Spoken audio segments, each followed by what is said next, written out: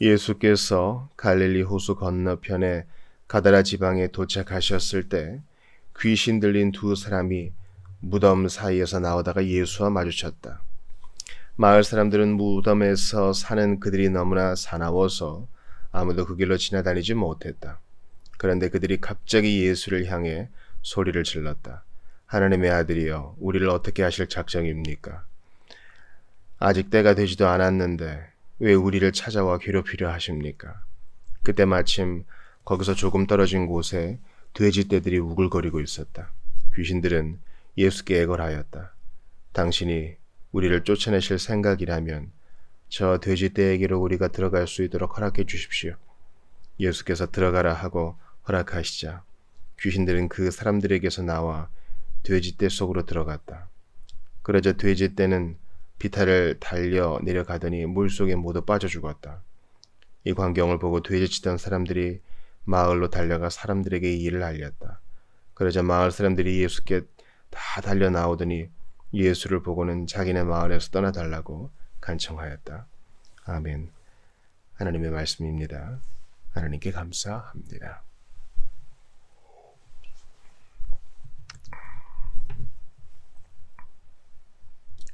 어제 우리는 풍랑을 잔잔케 하신 예수님에 대해서 봤습니다. 실로 시편 107편 23절에서 30절이 말하는 바 그 주 여호와가 주 예수님입니다. 들어보시죠. 배들을 바다에 띄우며 큰 물에서 일을 하는 자는 여호와께서 행하신 일들과 그의 기이한 일들을 깊은 바다에서 보나니 주 여호와께서 명령하신즉 광풍이 일어나 바다 물결을 일으키는도다. 그들이 하늘로 솟구쳤다가 깊은 곳으로 내려가나니 그 위험 때문에 그들의 영혼이 녹는도다. 그들이 이리저리 구르며 취한 자같이 비틀거리니 그들의 모든 지각이 혼돈 속에 빠지는도다. 이에 그들이 그들의 고통 때문에 여호와께 부르짖으매 그가 그들의 고통에서 그들을 인도하여 내시고 광풍을 고요하게 하사 물결도 잔잔하게 하시는도다. 그들이 평온함으로 말미암아 기뻐하는 중에 여호와께서 그들이 바라는 항구로 인도하시는도다. 아멘. 광풍을 일으키시는 분도 주 여호와. 하나님 백성의 부르짖음, 기도를 들으시고 그 광풍을 잔잔케 하시는 분도 여호와.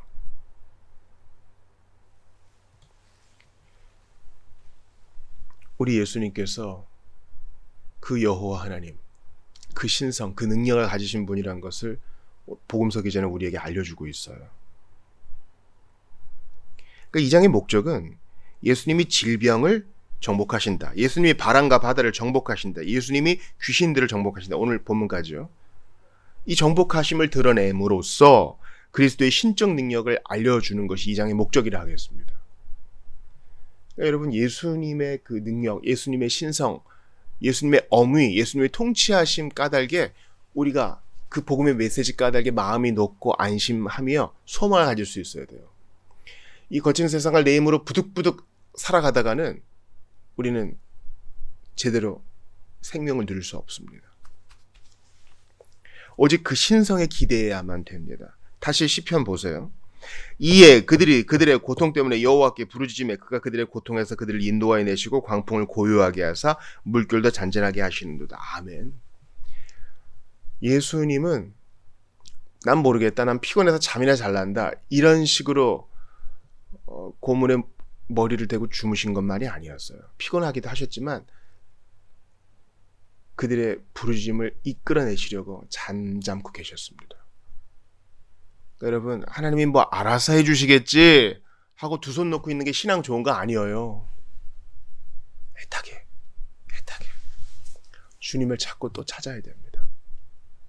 바른 신앙생활은 난 주님의 주권 신앙을 믿으니, 주권을 믿는 신앙을 갖고 있으니 모든 게 안심이다 하면서 두 손 놓고 게으름에 빠지는 그런 것이 아닙니다.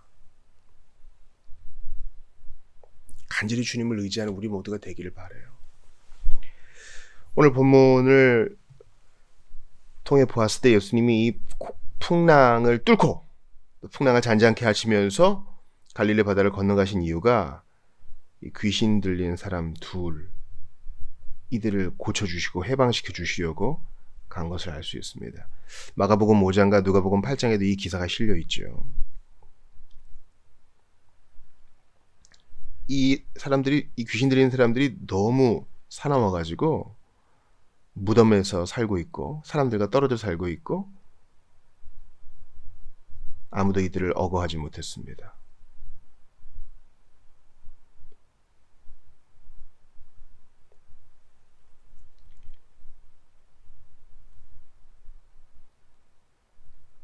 주님이 이 사람들을 만나러 가신 거예요.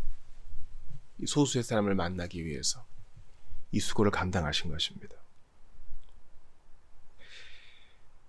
그런데 이들의 반응이 놀랍죠. 그런데 그들이 갑자기 예수를 향해 소리를 질렀다? 아무도 이들과 상관하려 하지 않는데 예수님이 오시자 이들이 뭔가를 알아보고 이렇게 외칩니다.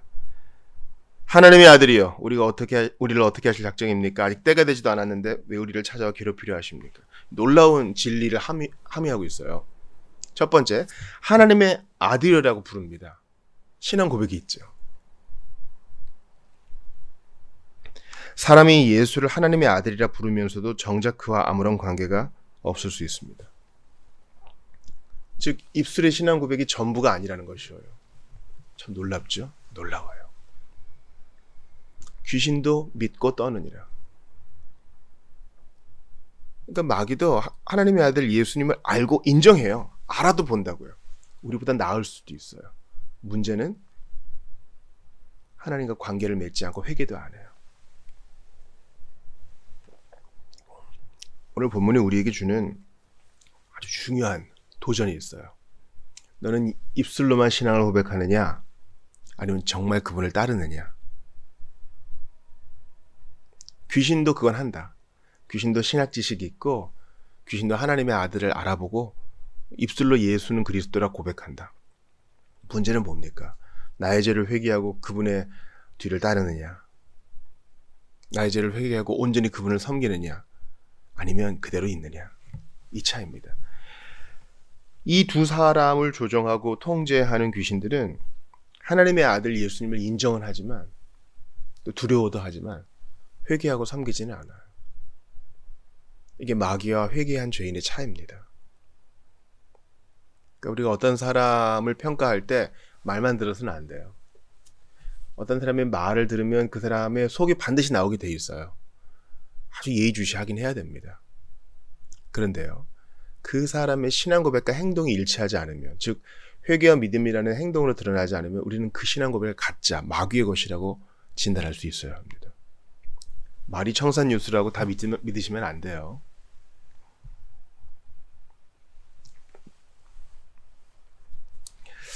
베드로후서 2장 22절에서는 뭐라고 얘기합니까? 이러한 마귀들에 대해서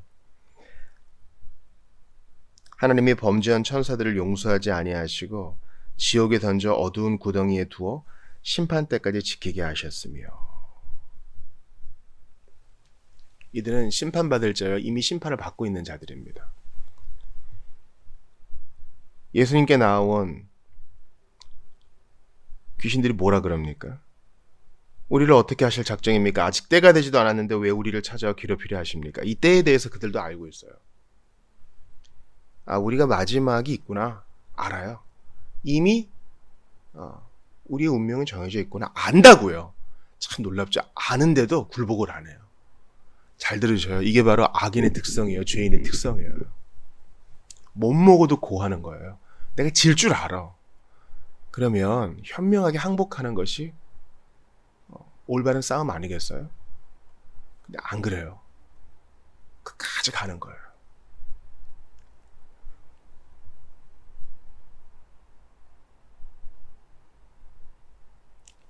우리도 이렇게 될까 두려워요. 나 이렇게 살다가 마지막 날에는 심판이 있다 그랬는데 나는 그렇게 신앙에 있지도 않다. 나는 교회도 잘 다니지 않는다. 그러나 마음 한켠에 좀 찔리는 구석은 있다. 내가 이렇게 살다가는 하나님 앞에 좀 부끄러울 것 같다. 이런 희미한 생각은 있어요. 근데 안 돌이켜. 예수란 분이 있었다는 거 내가 좀 공감은 간다. 참 지혜로운 분 같고 좋은 분 같은데 내가 알건 그분께 갈 때가 아니다. 이게 바로 마귀의 일들이에요. 미루고 타협하고 고집을 피우는 거 말이죠.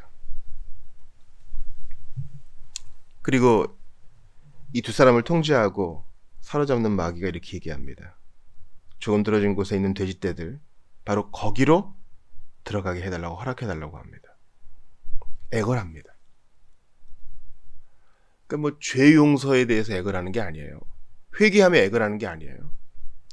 고통의 곳으로 들어가기보다는 차라리 어디서든 악을 행하겠다는 그 의지, 참 놀랍죠. 그걸 애걸하는 거예요. 사람의 육체와 영혼을 망가뜨릴 수 없다면 차라리 그들의 재산이라도 좀 망가뜨려 보겠다는 심산, 마지막까지 발버둥을 치며 고집하는 죄인의 모습이 여기서 드러납니다. 여러분, 우리가 죄에 거하는 것은요, 마귀 새끼 따라하는 거예요. 우리는 겸손히 회개할 줄 알아야 되고, 내가 잘못된 길에 들어섰음을 인정할 줄 알아야 됩니다. 그게 하나님 자녀다운 모습이에요. 하나님이 기뻐하시는 모습이에요. 이 발악을 보세요. 당신이 우리를 쫓아내실 생각이라면 저 돼지 떼에게로 우리가 들어갈 수 있도록 허락해 주십시오. 회개 안 해요. 잘못했습니다 안 해요. 용서해 달라고 안 해요. 예수님이 들어가라 하자 보세요. 귀신들은 그 사람에게서 나와 돼지떼 속으로 바로 들어갑니다. 곧바로 돼지떼에게 들어가는 거죠. 얼마나 부지런하며 얼마나 날쌔입니까? 이 원수들의 모습을 통해 우리가 배울 게 있어요. 악을 행하는 일에 있어서는 조금 더 시간을 지체하는 법이 없죠. 나는 어떤가요? 우리는 어때요? 미뤄요. 다음에 하지, 좋은 기회에 하지, 이거 되면 하지. 그러고 아무것도 못해. 벌써 이제 돌아오는 주일 6월 마지막 주일이에요. 2024년의 절반이 지났어요. 성경 어느 정도 읽었습니까? 하나님을 얼마만큼 알고 있습니까? 할 일이 많고 주님이 감동 주시고 도전 주신 것도 있고 우리가 예배 때 결심한 것도 있는데 별로 지킨 거 없어요. 참 부끄러워요. 근데 이 마귀와 그 졸개들은요, 참 날쌔요. 악을 행하는 일에 있어서는 지체하지 않아. 주여, 우리를 불쌍히 여기소서.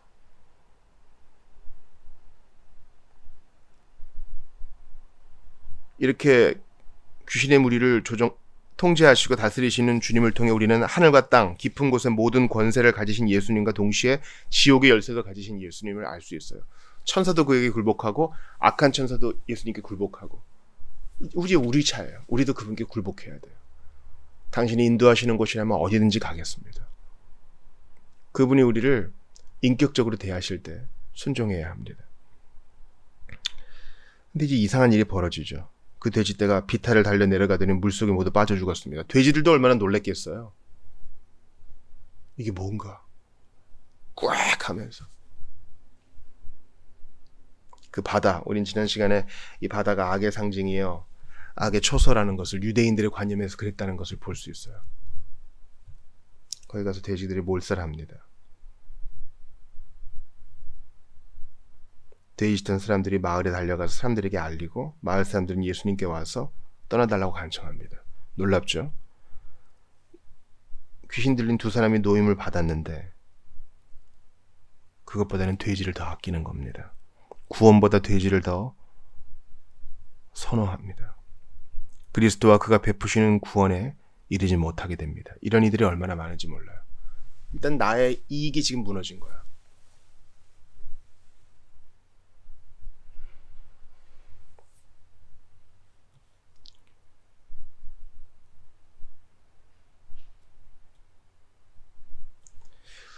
이 본문을 가지고 저에게 질문하시는 분이 있었어요. 목사님, 근데 참 너무하는 것 같습니다. 이 돼지떼는 이들의 생업인데 돼지떼가 몰살했으면 이 사람들 재산의 피해가 큰데 예수님 뭐 한 푼 변상도 없고 미안하다는 말씀도 없고 그냥 가시네요. 사실 이런 논조는 아니었어요. 더 삐딱했어요. 그럼 돼지는 어떻게 된 거예요? 이런 식으로. 그 피해는 어떻게 할 거야? 현대적인 생각이죠. 이 세상의 모든 세대는, 모든 과거와 현재 미래의 모든 세대는 돼지를 더 좋아하기 때문에 예수를 거부해 왔습니다.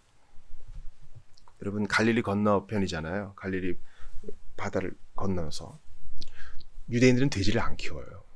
돼지는 부정한 짐승이어서 먹지도 않아요. 그러니까 아직까지 의식법이 있을 때 예수님 계셨으니까요. 그러니까 이들이 돼지를 길렀다는 것은 로마 군인에게 납품을 하려 그랬든지 뭐든지 간에 유대인으로서의 정체성을 지금 버린 거예요. 그러니까 양심의 가책을 지금 갖고 있죠. 꺼림칙한 거예요. 근데 예수님이 오니까 더 꺼림칙한 것이고, 지금 귀신 들린 사람이 노인받은 것보다는 내 양심에 불편하고 내 재산상의 피해가 지금 억울하고, 그래서 우리를 귀찮게 하는 예수님이 떠나주면 좋겠어. 내가 변상은 요구하지 않을 테니 그냥 가주시오. 거기서 구주를 영접하고 주님께 배우기보다는 회피하는 거예요. 돼지가 그들에게 더 중요했습니다. 자기들 사업이 더 중요했어요. 이 예수는 우리의 사업을 못하게 할 이다, 이러면서 떠나달라고 하는 거예요. 이런 모욕이 어디 있어요?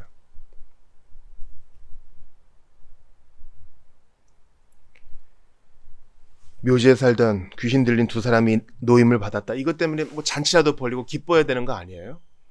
아유, 그냥 쟤네들은 저기에 살고 우리는 우리 일 하는 게 낫지. 여기에 매몰되어 있었던 거예요. 여러분께 질문할게요.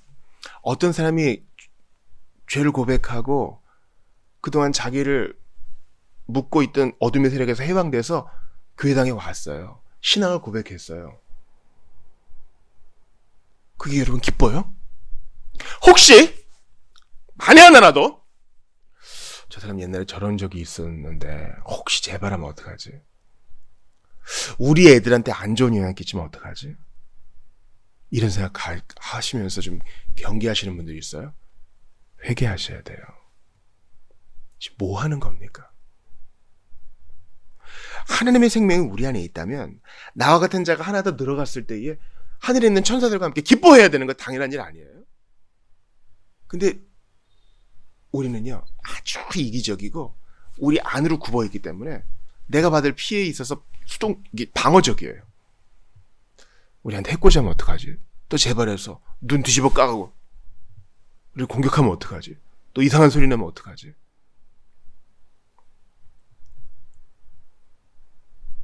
내 주머니 생각, 내 돈지갑 생각, 우리의 권리 생각밖에 없는 것입니다. 예수님이 이렇게 큰 이적을 행하시면 뭐예요? 안 믿어요. 자, 귀신도 안 믿고 귀신도 안 회개하고 이 지역 사람들도 안 믿고 안 회개해요. 오직 이 두 사람은 예수를 따르죠. 놀랍지 않아요? 기억하세요. 안 믿고 회개 안 하고 고집스러운 것은 마귀의 일이에요. 여러분, 저는 청년 시절에 다녔던 교회에서 아주 감동적인 얘기를 들었어요. 한 자매와 형제가 어떤 기회에 예수님을 믿고 회심하게 됐어요. 먼저 누나가 믿고, 그 다음 남동생이 믿고, 그 언니가 믿고, 삼형제가 다 진정한 회심에 이르게 되었습니다. 문제는 이제 아빠예요, 아빠. 아빠가 안 믿는 거예요. 그래서 이 형제들의 기도가 이거예요.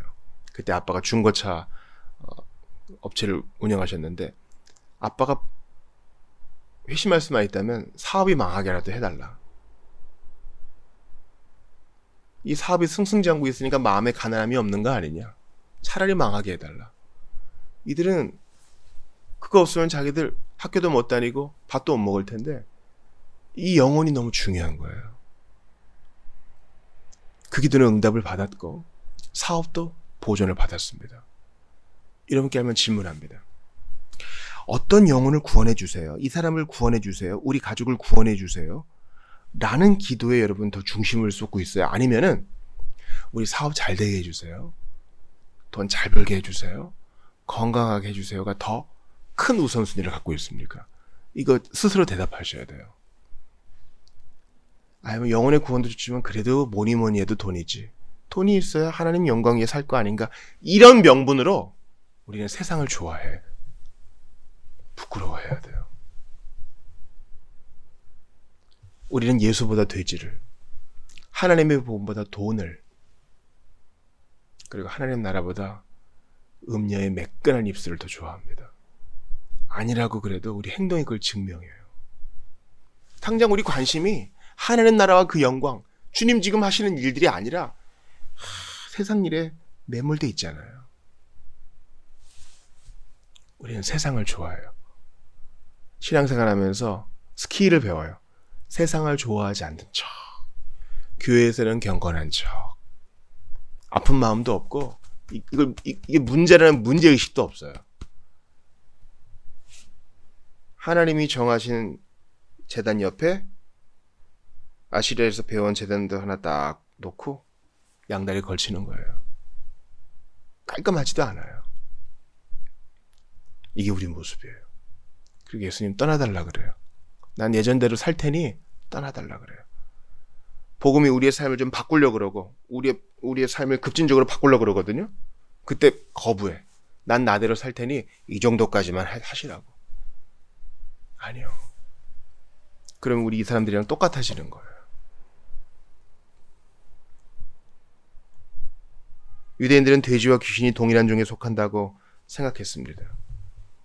예수님도 돼지에게 거룩한 거 주지 말라 그랬죠. 근데 우리는 옛날을 더 좋아해요.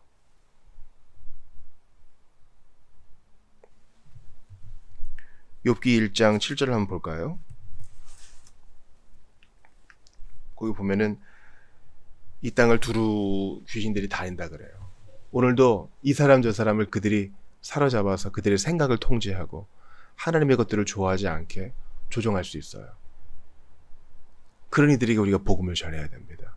복음을 살아내고 보여주어야 합니다. 영적 전쟁을 수행해야 됩니다. 몸으로 싸우라는 거 아니에요.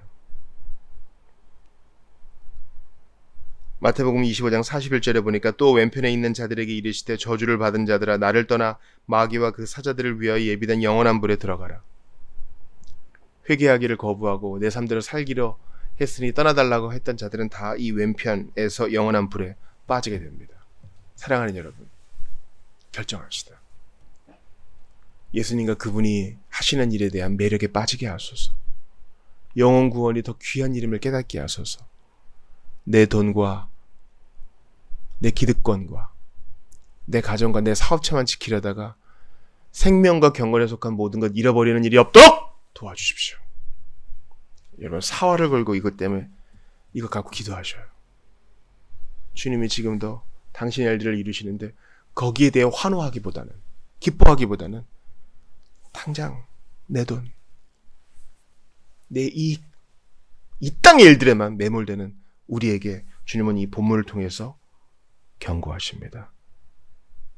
너는 복음을 기뻐하느냐? 죄인이 돌아올 때 너는 기뻐하느냐? 이 일을 위해 넌 헌신하느냐? 너는 제자의 삶을 살고 있느냐? 예수를 하나님의 아들이라 부르면서 정작 관계에 있는 삶을 사느냐? 주님 물어보실 때 부끄러움 없이 대답할 수 있는 우리 모두가 되기를 바랍니다. 내 몫에 대인 십자가 가지고 주님을 따르면 이 모든 것을 얻게 되나 떠나주십시오 하면 복음과 함께 모든 것을 잃게 됩니다. 급진적으로 예수를 따르는 여러분 되시기를, 급진적으로 복음을 기뻐하고 하나님과 그분께 속한 일들을 기뻐하는 여러분 되시기를 주의 이름으로 축원합니다.